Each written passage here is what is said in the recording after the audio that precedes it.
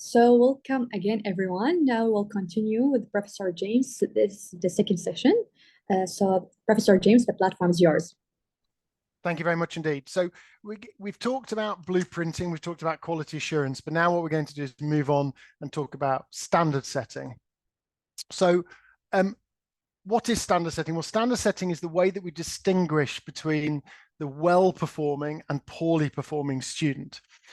And obviously, a defensible approach to standard setting is crucial to ensure a fair examination and also to protect the faculty from challenges around fairness and appropriateness, and that the process was not done appropriately. Now, this is really important. Relative standard setting, which is where what we just do is compare those taking the test, is not considered appropriate for medicine. So that is the classic, so many percent pass, so many percent have to resit, so many percent fail. That is not an appropriate way to manage medical exams. We have to remember that we are producing clinicians who have to reach an appropriate standard. If they're above that standard, they should pass. If they're not above that standard, they should not pass. But the point is that if everybody in a cohort is above the standard, then they're above the standard and should be allowed to progress. We don't have any percentage fails or any of these sort of things. That is not good practice. So there are multiple methods for standard setting. You can see here test-centered ones such as Angoff, Ebel, and Cohen, and examinee centers such as borderline regression, borderline groups, Hofstee.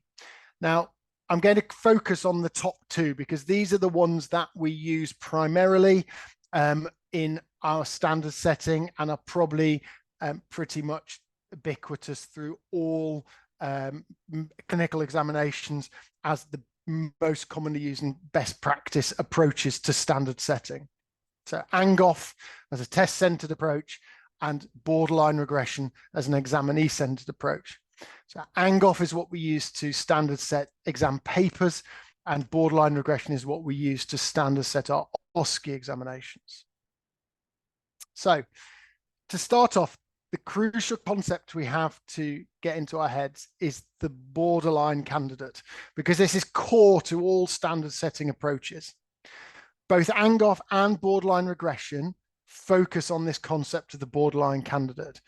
And that is the candidate who on any given day is either just going to pass or just going to fail. And we're not quite sure how they're going to perform around that line. They are the candidate who is important in terms of standard setting. Not good candidates, not bad candidates, but borderline candidates, because it's them that we're setting the standard around. So candidates who are they quite good enough or not quite good enough? So in terms of the Angoff method, this is the most commonly used approach for single best answer questions, short answer questions, etc. And the way it's done is based on an expert group. So the expert group need to understand both the students and the test. And so they need to understand the students in terms of the stage the students are at and the test in terms of what it's seeking to achieve. This is important because you could have a clinical question in an exam paper in year 2, for example, and the same question at year 5. It would be standard set as an easier question at year 5 than it would be at year 2, potentially, because students are much further through their studies. Again, when we look at an Angoff method, we're basing it on the concept of the borderline student. So we have to imagine that only borderline students are taking the exam.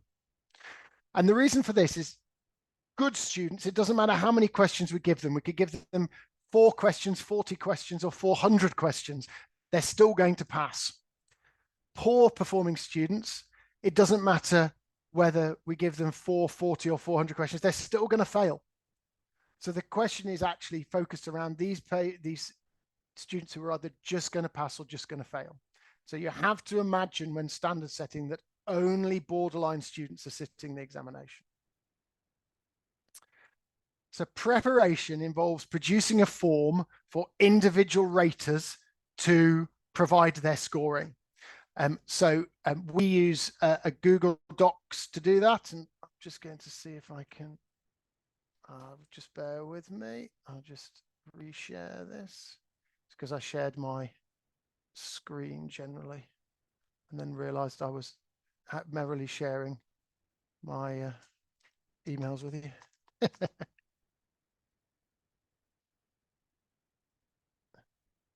Apologies. As usual, it's making me having to relog into everything. Apologies for that. Okay.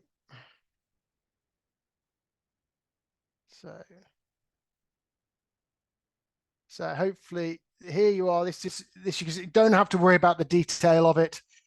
This is what we use. We use essentially it as a spreadsheet. I can make it a little bit bigger, which may make it a little bit clearer.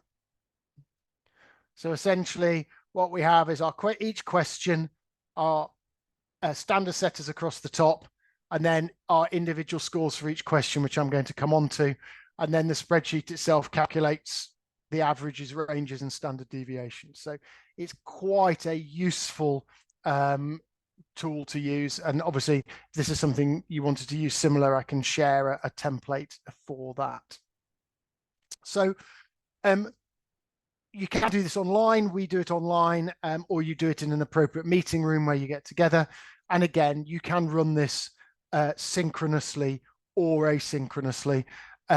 If you do it asynchronously, which is what we do now, we give our standard setters a couple of weeks to do the standard setting, and then we all meet and discuss any queries. Or you can do it synchronously. Again, when you're first doing it, it's quite useful to do it synchronously, where you all standard set the whole paper and then you sit and discuss them. So what do? Well, we take a question. So here is a question. A 28-year-old man presents to general practice. He has a progressive chronic cough for 4 years, and over the last winter has had a series of recurrent chest infections. Recently, he's had a persistent and productive cough with occasional hemoptysis. He's smoked around 20 cigarettes a day for 10 years, has tried his brother's blue inhaler, which has occasionally improved how he feels.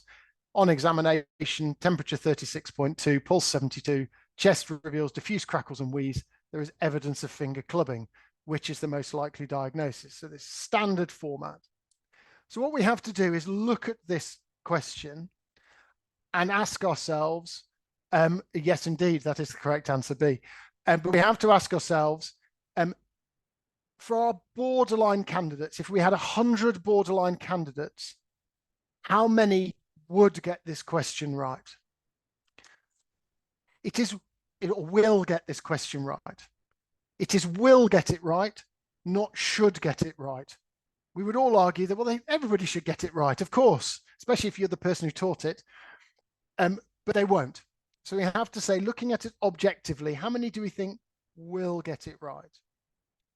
It's really important I put here, do not fall into the, I taught them that so they will know it trap. Wouldn't it be lovely if everything we taught our students that they retained and knew? Unfortunately, we know that doesn't happen. So be very careful that you don't fall into that trap. What we would say is we would express our standard as a decimal. So 50% would become 0.5. Reflecting on the fact that if we say 0.2, it's a guess, because 0.2 is 1 in 5. So by definition, it's a guess. And anything above 0.8, which would mean it's a very easy question, means it may not be a particularly good question. And certainly if we have 1 as our answer, then clearly it's not a good question, because we're saying all borderline candidates will get it right. So there's no discrimination to the question. So if we go back to this question, I would be looking at it and go, yeah, great, good candidates, as we've already clearly established, somebody's been able to say, B is the correct answer here. But I'm looking at it from the perspective of a borderline candidate. Well, a borderline candidate, I know from experience that borderline candidates may not take a note of the age. So that will bring potentially COPD into play, because we know students sometimes don't pick up on that. They may go, well, they're young. So it does potentially bring cystic fibrosis into play. And they'll certainly pick up on smoking, which may well bring COPD into play. And of course, blue inhaler, which potentially can bring asthma into play. for me, I would say that for a borderline candidate, bronchiectasis is not one of the common diagnoses. I think that potentially asthma and COPD particularly are reasonably good distractors. So I think this is probably about 0.4, 0.5. So I think 40 to 50% of borderline candidates will get this right. And that's the really important phrase. I expect most good candidates will get this right. That's fine, not a problem, but they're not who we are using to set the standard.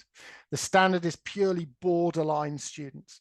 So I would probably go 0.5 because I think asthma and COPD are reasonable distractors, but together, but bronchiectasis is pretty good. So about 0.5 would probably be my standard. So that is how we'd work it out. But the key concepts I want to get for Angoff is getting your head into this idea of the borderline candidate, and they're all we're concerned about. Because what often happens is people sit and go, well, I know the cohort of students and lots of them will get this right. I'm sure they will, because a lot of them will be good candidates. The focus here is purely on the borderline candidates. And that's the hardest concept for people to get into their heads when they're looking at standard setting. So what happens then is each person writes their standard, and the pass mark for the question is the average of those individual scores. So for example, for that question, let's say we have 6 standard setters who put their standards at 0.4, 0.5, 0.6, 0.4, 0.5, 0.5. The average is 0.48. So the standard set for that individual question is 0.48. Okay. It's also good practice to calculate the standard deviation and discuss any question where the standard deviation is more than 0.1. So because that suggests there's quite a difference between the different raters. Now, it's not to say that they need to change, but it's a good opportunity to discuss it and make sure everybody understands the students, the stage they're at, and we can ensure, therefore, that we've produced a standard that is fair. What then happens is that the pass mark of the paper is the average of each of the question scores. So here is my question paper with 4 questions on. We've got 4 different standards there, and the average of those produces the pass mark for the paper. Usually you would express it to 3 decimal points. So say 0.564. If it was 0.564, the pass mark would be 57%. And you can see there, we've got 4 questions with varying standards. So I'm going to go back to the question that I was asked at the end of the earlier period regarding the hard questions, easy questions. What you can see from this is that what comes out of it is that if you have lots of easy questions, the pass mark will be higher. If you have lots of hard questions, the pass mark will be lower. So essentially the pass mark becomes appropriate for the difficulty of the paper. Now, for the sanity of your students, I think it's good to have a spread of different difficulties of question. It's pretty rough on them if they're all hard questions, and that is something you may want to consider during your standard set, your quality assurance.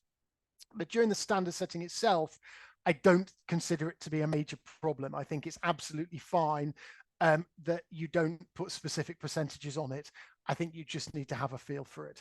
But the standard setting will ensure that the pass mark is fair to the students based on how hard or easy the paper is overall. So the pros and cons of this system is that it's relatively straightforward once people are aware of how to do it. And it ensures that papers have appropriately set pass marks that are fair to students. And it can be applied to pretty much any test. So you can apply it to OSCE as well, because certainly you have to have at least probably 50 or so students to use borderline regression.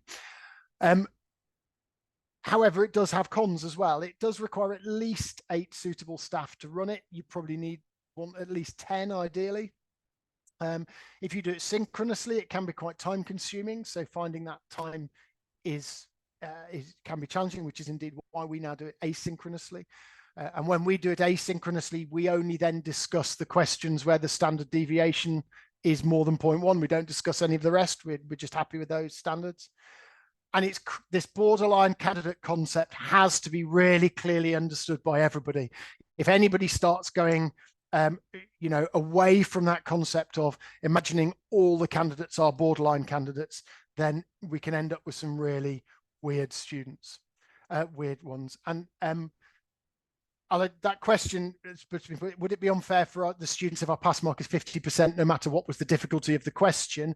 I would argue that what you're not doing is creating a defensible standard, because if 1 year it's easier and 1 year it's harder, you're not setting a standard above which you're saying that this standard is where we expect people to be at. And the point there is, we're saying that the line varies depending on how difficult the paper is. If the line doesn't move, you're potentially being unfair to students 1 year versus another year, is what we would say. Now, that's not to say that the pass mark doesn't usually come out somewhere around 50 to 55% from experience, but it's about ensuring that it's fair and defensible, and that's the key for me. Following this process means it's defensible, whatever happens. Whereas just saying, well, we picked 50, my immediate question as a student would be, why? And that's a question you can't answer. So borderline regression, we generally use this in OSCE or similar exams, and it combines a score with a global rating to calculate the pass mark. So it's based upon the observations of the examiners on the day. So it's about the interaction between examiner and student. It's really important that if you have big cohorts of students and you're running multiple circuits of the same exam on one day, so certainly for our primary OSCEs, we actually at Sheffield run the biggest single site OSCE in the country. So we'll have up to 14 circuits running in parallel with each other at the same time. So examiner calibration is crucial. So making sure that examiners understand the expectations of the station, understand what's required to pass for each of the different elements of the station. That has to be very clear in the minds of the examiners, because if it's not, again, it risks it becoming unfair to the students. So essentially, the student is scored by the examiner based on the scoring sheet, which needs to have a suitably sized maximum score. We use 25. I've seen scores from 20 through to 50 for OSCEs. It really is an individual thing. And you are scored based on that checklist. And then you make a global judgment about the student's performance. So was the performance excellent, good, satisfactory, borderline, or fail? And again, we go back to that quality assurance and having a standardized approach to our OSCE station writing. There should be guidance as to what constitutes excellent, good, satisfactory, borderline, and fail for each of those for the examiners to help them calibrate. And again, our focus is on the borderline group. So what then happens is we plot the scores versus the global ratings. And what you'll end up with is a graph that should look something like this. So here along the side here, you can see we've got scores from 0 to 10. This station is out of 10. It doesn't really matter for this example. And along the bottom, you have 1, 2, 3, 4, which here equates to fail, borderline at 1, 2, clear pass, 3, good pass, 4, excellent. So whichever standards you appropriately wish. So as you can see, you've got the actual, each of these dots represents the actual score of an individual candidate. So plotted against their global score. And then we put a best fit line in across those points. We then go up from borderline and find where the best fit line. And then the pass mark is set at the point where the best fit line cuts borderline. Okay, so and then you can choose to add standard error of the mean if you wish, depending on numbers. We certainly add a standard error of the mean to ours as well. And so you can see that if you run across, there is here in fact one candidate who was given clear pass, but actually falls below that set pass mark. That's fine. Okay, that's fine. This process is designed that actually, you can see here there were people put borderline who were scoring really well. So this is designed to ensure that we get a fair passing standard based on the interaction, which hopefully negates those challenging decisions around the borderline. It's a very fair way to manage the pass mark. It is based on interaction on the day. There's always going to be those differences on any given day in a practical examination that will have an influence. And again, that's why that calibration between examiners and indeed between your actors and or patients is very important. And global ratings can be tweaked to meet your needs or improve the judgment. There's a fair amount of information and theory out there about not that pass and fail are really fairly arbitrary statements for a clinical examination, and possibly meets the appropriate standard or exceeds the appropriate standard or fails to meet the appropriate standard, maybe better terms, or is at an appropriate or is competent to perform this skill, is not competent to perform this skill, all those words to that effect. And we have seen in some postgraduate examinations in the UK, such as the College of Emergency Medicine examinations, move to the slightly more defined global ratings, and it's perfectly fine to do that as well. What I would say is avoid borderline pass and borderline fail. The problem with those is that if you are above the line, you're a pass. If you're below the line, you're a fail. Those students where you're not quite sure if they're a pass or a fail on that given day should be a borderline. And then you allow the borderline regression process to manage the pass mark. So again, pros and cons. Well, pros are the pass marks defined by the interaction on the day, and there's no pre-exam standard settings. So that makes it very straightforward. Disadvantages, though, if you've got multiple circuits, it does rely on good examiner actor calibration, because if you have discrepancies, because you're lumping all the marks together from multiple circuits, it does potentially risk disadvantaging certain students. And you do need to have sufficient checklist items to get fidelity within your score, because obviously you will have to have a clear cutoff. If you choose to use Angoff for OSCEs, it's equally important to make sure you have sufficient checklist items so that you have can have a very clear cutoff for that pass. If you have very large amounts of points for single items, you won't get that fidelity, and that can be problematic. Finally, it's important to remember no killer marks in OSCE examination. So you can't have it that if they do one thing incorrectly, they automatically fail the station. However, and this sort of plays back to the question I got asked earlier about, what do we do about students where they choose to ignore certain elements of the curriculum and sort of game it. We have a process of what we call yellow cards, where if students make mistakes that would potentially be serious in terms of patient safety, yellow cards are written after the students left the room, I hasten to add, because there's nothing more stressful for a student than an examiner whipping out a yellow card and starting to write it while they're still in the room. And then they're presented to the head examiner. And if students get a number of problematic yellow cards, then you could consider that they failed the examination. So essentially, if they get, say, 2 significant patient safety concerns, then you could have that as a way of failing the examination.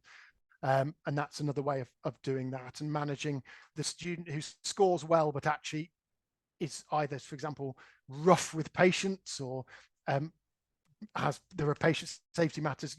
They're doing an intramuscular injection and they do everything perfectly, but choose the wrong drug, might be an example, or the wrong dose. It's a way of managing those students. So that's standard setting in a nutshell. And those 2 key methods, Angoff and borderline regression, are the 2 that would be most commonly used in the UK, and certainly the ones that we use for standard setting. And the process themselves can be challenging initially when you first do it. Certainly, I had a colleague from another university that was starting to use Angoff contact me because they were getting some wildly varied scores. And we went back to talking about those different traps that people fall into around this not thinking about the borderline candidate, the I taught them that so they should know it trap, etc. So these are things that you have to work out as you develop as a faculty. So we've now done our examinations. They've been blueprinted, they've been quality assured, we've standard set them. And so the final part of the process is psychometrics, which is essentially the statistical evaluation of the outputs of the exam, where we look at our validity and reliability, more to the point, of the examination. So psychometrics comes from the Greek mental and measurement, and it's a field of psychology that is dedicated to testing measurement around assessment and related activities. So it is quite specific to that element of what we do. And in our context, it's about validity and reliability. So validity, again, our blueprinting, our quality assurance, our standard setting has helped us develop our validity. And again, that goes back to that question about why don't we just set it at 50%? Well, because that isn't a valid way of doing it. It's not a valid approach. You can't defend that as an approach to standard setting. So the core psychometrics that I want to touch on today are Cronbach's alpha, which is the way we determine our overall reliability. And then 3 elements we use for item analysis, which are facility index, discrimination index, and the point by serial. Now, some of this can be a bit, it's dry to talk about and can be a bit statistically mind-numbing. So hopefully I can give you a flavour of it and give then an opportunity for you to perhaps look at it yourselves afterwards and sort of have a think about it.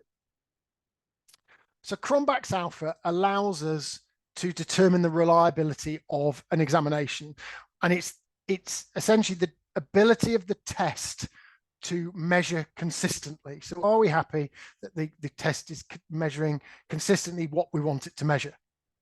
And every time we run a test, we should be doing a Cronbach's alpha for that test, because what it does is it gives confidence that the exam is reliable in determining between good and bad candidates. I don't really like the terms good and bad, but I perhaps should have used well-performing and poorly performing candidates. It produces as a metric with scores between 0 and 1. Anything over 0.8 says strong reliability. Anything between 0.6 and 0.8 is good reliability. And less than 0.6 indicates that candidates are not consistently scoring reliably, essentially, or by their ability. So this is the statistical calculation, which is 1 minus SI over ST, where SI is the sum of item mark variances and ST is total mark variances. Again, I'm not going to sit and try and teach statistics. We use statistical experts for this. So I want to just try and give you a feel. But if the questions are poorly related, then variance will be small, leading to a poor Cronbach's alpha. So the example I would give is, if as long as your test is all 3 minutes. Oh, I thought I had till 10 o'clock. Okay, I'll have to rattle. Apologies, I'll have to rattle through. If all the questions are totally random and not related to the year group of medicine, you'd expect a poor Cronbach's alpha. If they are better, then I would expect a high Cronbach's alpha. If they're all related to that year group, you'd expect a high Cronbach's alpha, because we'd expect the good candidate to score well and the poor candidate to score poorly.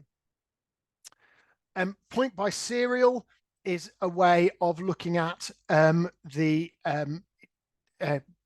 test items, and in general, scores of less than 0.25 are acceptable.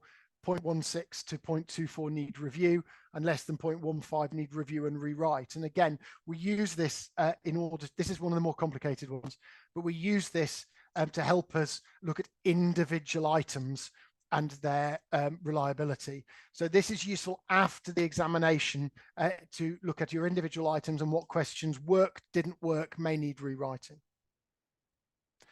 So Cronbach's alpha, going back to that, provides us with evidence of reliability of our exam. And again, when we look at potentially poorly performing questions, we can look at what would happen to Cronbach's alpha if we took that question out.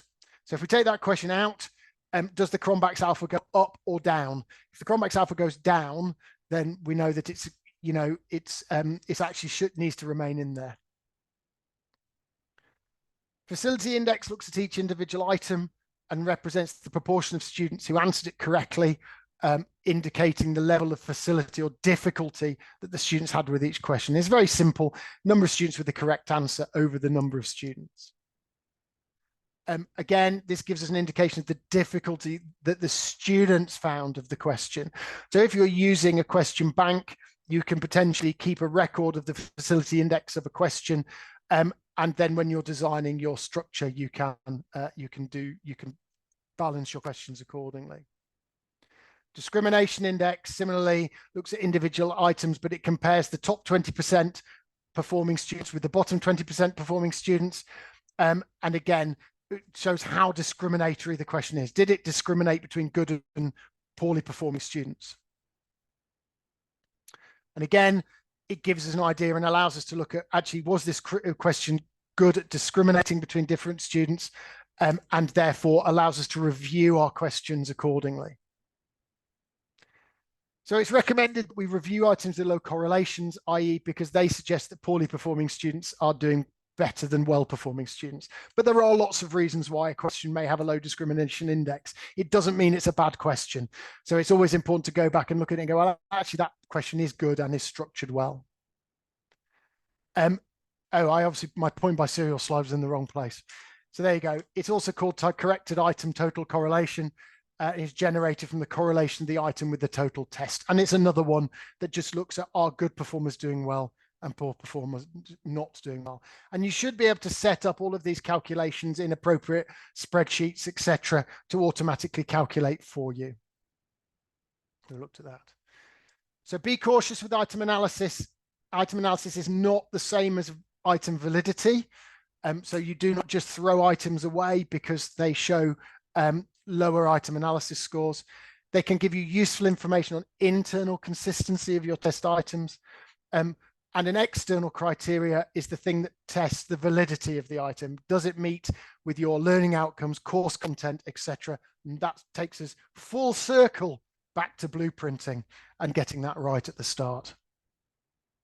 So psychometrics allow you to demonstrate the reliability exam and the item statistics to review and post hoc quality control your papers and make sure that your questions are as good as they can be.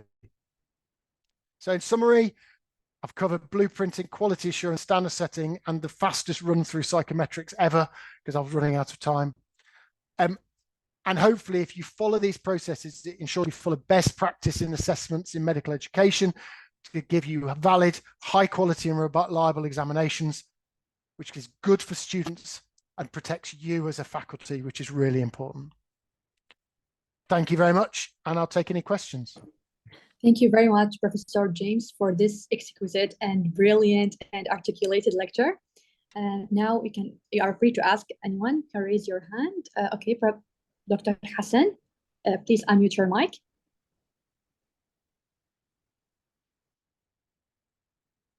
Good morning, everybody. Thank you for this marvelous presentation. Really, I enjoyed so much. One point, we were used to use the Angoff score, and the total number of staff members which choose was 4. We didn't have an 8 to set the passing score. What are the criteria you and the staff which we use for the Angoff scoring? So we use staff who understand the whole, who from all across the course, who understand the students and the course as a whole and roughly what is expected at that level. So we very much have a pool of the whole faculty have that knowledge and expertise. It is, of course, important to have a spread of knowledge as well. You know, so you need to have, yes, it's important to have subject matter. It can be helpful to have subject matter experts, though, of course, subject matter experts occasionally can be problematic because they expect everyone to know their speciality, which is always a very dangerous position. But yes, we pull in people from across the whole faculty for the medicine and for the medicine program in order to do that standard setting to get that minimum of 8. The problem of having less than 8 is that it can lead to you can have a fairly small gap in the scores leading to a large gap in the standard deviation. That's nice. So that's why we would generally say that 8 to 10 is optimum. Certainly that's what the guidance on the original Angoff process would say.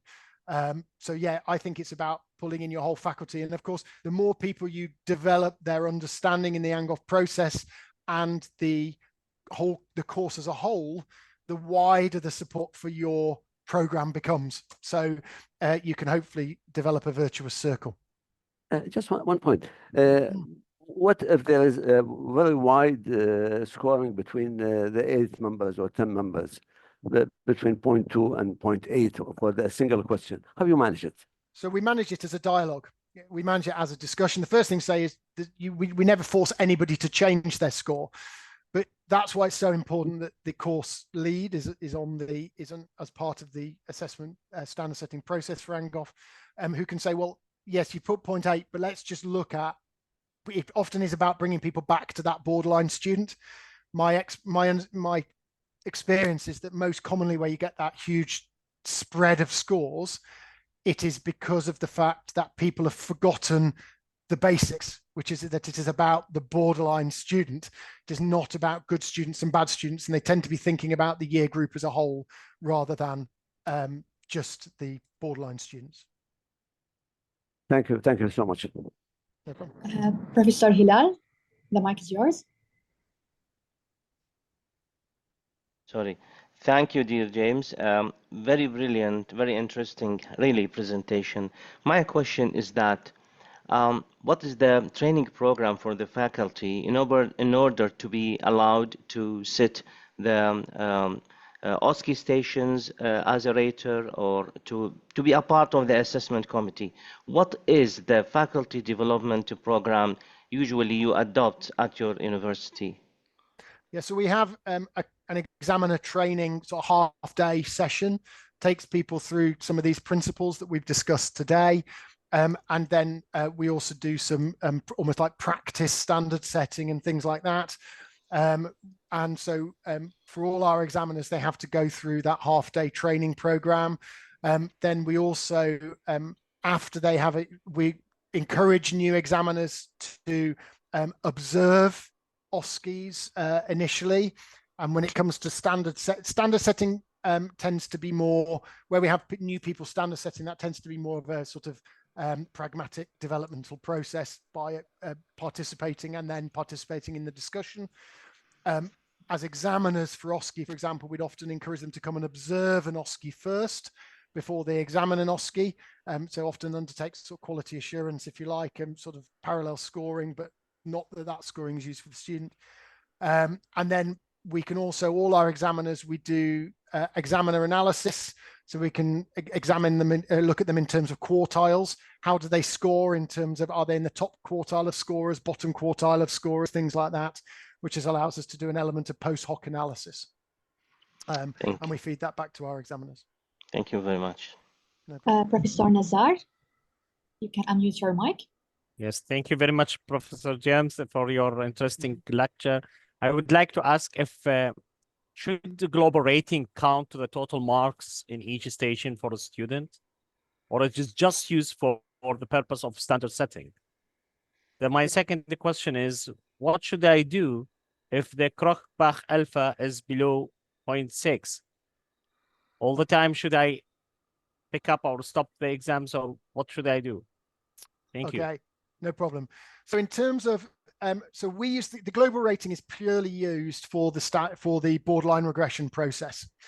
There is an argument. There are various arguments around this, but the bottom line is if you're using if you have small numbers of candidates, so below 50 really, borderline regression is a bit ropey, and so you may then ANGOF. The one problem with ANGOF is, of course, ANGOF is fine for static examinations, but it has slightly more problem for OSCE, where it's much more about that interaction element. We do use, so for example, for the physician's associate course, where we only have 20 students, we do have a global rating as well, but we only use it as a post hoc check of the appropriateness of our ANGOF scores. Because if we find that people are scoring below the ANGOF agreed pass mark, but all of them are getting clear pass, we have to question whether we've been unreasonable. But primarily, as long as you've got the sufficient candidates, you would always use borderline regression.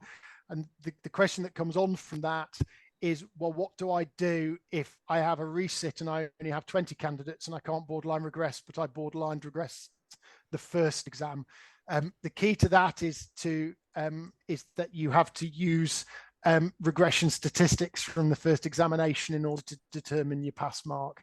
The alternative is you build up as you do lots of OSCEs and you build up your OSCE bank, you keep a record of the borderline regression scores, and then you use those predetermined regression scores for the pass mark for your resit, because that can be an area of complication. What do I do if my Cronbach alpha is low? First of all, is don't panic. Okay, it's okay. It's not the end of the world. And certainly, if you have sufficient questions in your examination and you've done your blueprinting and quality assurance appropriately, it shouldn't be a problem. It should all come out, that you should get a sufficient Cronbach's alpha. So it doesn't happen that often in my experience. Where I've seen it happen is generally been in OSCEs where large number of points have been ascribed to single checklist items, and you therefore lose granularity around the pass mark, around the individual pass marks. So you end up with large clumps of pass marks, and so a loss of fidelity. So that's really the main time I've seen that poor Cronbach's alpha. But as long as you've done your blueprinting and quality assurance appropriately, I've very rarely seen it that the Cronbach's alpha would be below 0.6. In fact, I can't remember it being below 0.6. So as long as you follow the steps appropriately, it should be fine.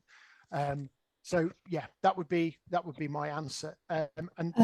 Somebody, so I was just going to say, somebody put in the chat, is it possible for OSCE and global assessment to not match for student performance with one high and one low? Yes, it is.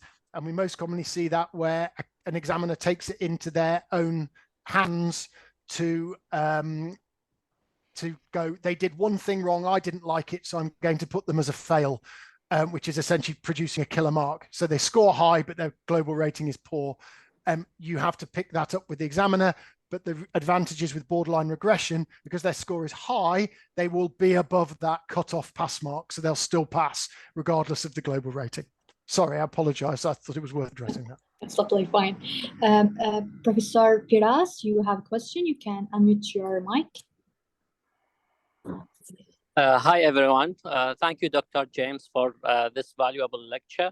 My question is about the percentage of each of the 5 correct answers. Is it necessary that I divide within the exam paper, I divide them equally between each correct answer, that's A, B, C, D, and so on? The second question, I didn't get the point when you mentioned that you arrange these answers within the question paper alphabetically. Of course. Thank you very much. No problem. So they're sort of tied into the same question. So it used to be that what would happen is you go, right, 20% will be A, 20% will be B, 20% will be C. The problem with that is what you're actually doing is allowing your students to slightly game the system, because when they get down to the last few questions they don't know, they can just count up the number of A's, how many B's, how many C's, how many D's, how many E's, and go, right, well, there weren't that many D's, so I'm going to guess with D's. So actually, by spreading it of 20% of each, you're not really helping the students. So is there a minimum for each of the 5 correct answers to include in the paper? Nope. And this is why we do it by alphabetical order now, If it's done by alphabetic, arguably if you've got 100 questions, all of them could be E. It doesn't matter. The right answer is there, but what you're trying to do is move away from. It means that students have to focus on what is the correct answer, not focusing on how many A's, B's, C's, D's, and E's. And there's interesting elements of bias that fall into this. There's a concept. I don't know if you've come across the concept of gambler's fallacy. And the concept of gambler's fallacy is quite interesting, which is the idea that, the last 3 answers have been E, therefore this next one can't possibly be E. Well, it could be. And it focuses, therefore, that students have to understand the content and choose the correct answer rather than it being focused on the being percentages of certain answers. So that's just why it's moved to that as best practice. Hopefully that makes sense. Thank you. Thank you. Dr. Diyar, the mic is yours. Okay, hello everyone. Thank you, Professor Gray, for your presentations. I really enjoyed them. So as a 4th-year medical student, I have one question, actually 2 questions. Do you think it is important to get students' feedback on the exam or the whole assessment process? And if so, how can these feedback contribute to the overall assessment process, especially the quality assurance part? Thank you. So it's always useful to get student feedback, though what I would say is what we've talked about here is about best practice in medical assessment. So as long as you are confident the faculty is following best practice, then that should be very reassuring to you. That's not to say that process, particularly sort of exam process, it hasn't got things that can be fed back on.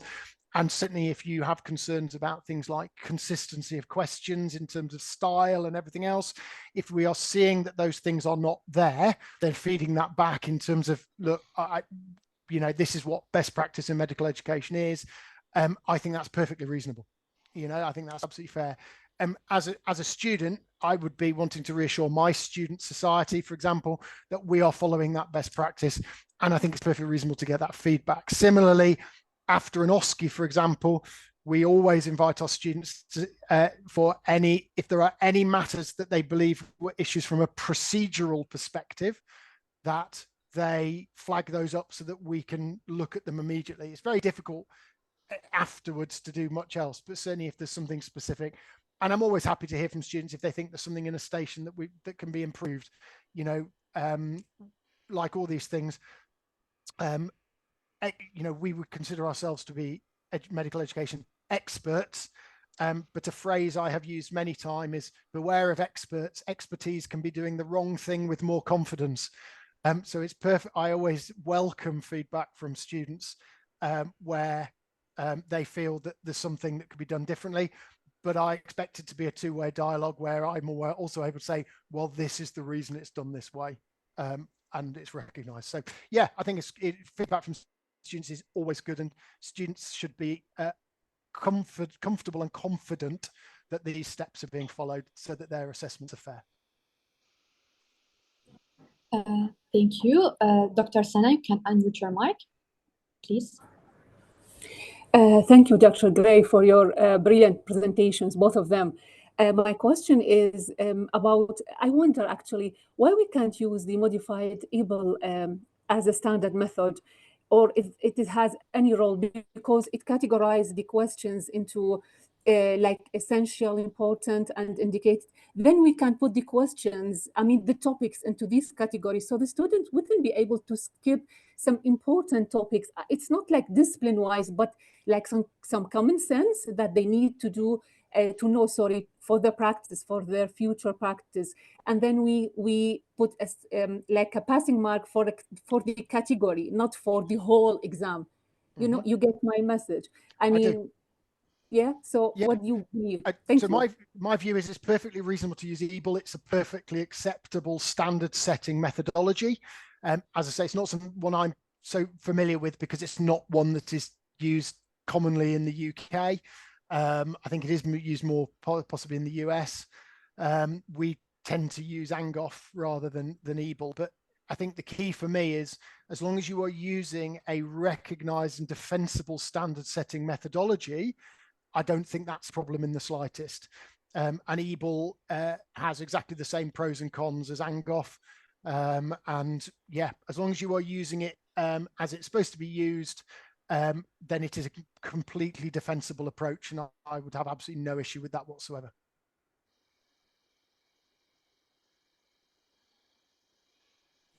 Okay, I think there are no other questions. So thank you very much, Professor James. We are honored to have you, and thank you for your valuable time. And I think any more questions, we can actually discuss them in the Moodle platform in depth if you have any questions. And Dr. Hilal, please. Really, we enjoyed the session, dear James. Thank you very much for your valuable time and brilliant presentation. We learned a lot from you.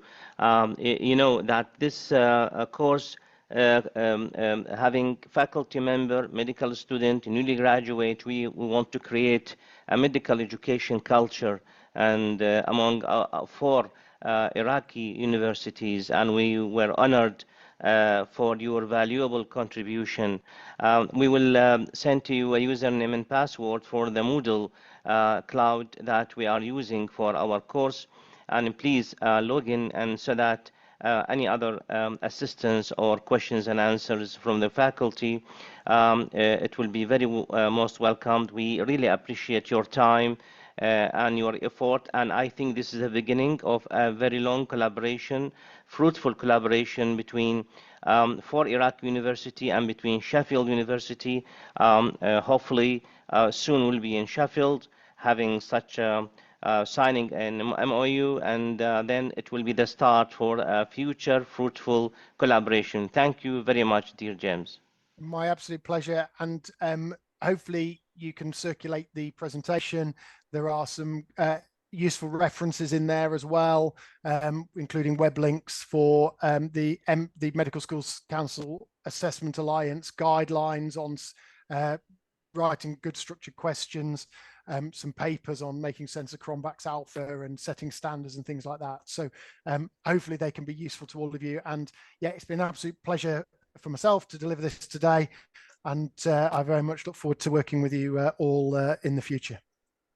Thank you very much, and see you in the future. Will do. I'll let you go. Bye-bye. Cheerio from the UK. Bye-bye. Thank you very Bye-bye. much. Please, other participants, actually, we're gonna meet again at 2 o'clock in the afternoon. So don't forget that. يعني 2 o'clock, 2 p.m. The president of the RCP London will present the modalities of clinical assessment. I think it will be a very useful and promising presentation by Dr. Professor Mumtaz Patel, as she was always a brilliant presenter as well. And you can recognize from the presentation of today where is the world is working and where we are working. You can compare. And please, let's put this together and working through this collaboration of the 4 universities with the RCP Iraq network, step by step improving our assessment to practice. Thank you very much, and see you at 2 p.m. before 2 p.m. 15 minutes before, especially for the moderator. Yes, of course. Inshallah. Yes, inshallah. Inshallah. Okay, thank you. Inshallah. See you. See you. Yeah. Bye-bye. Bye.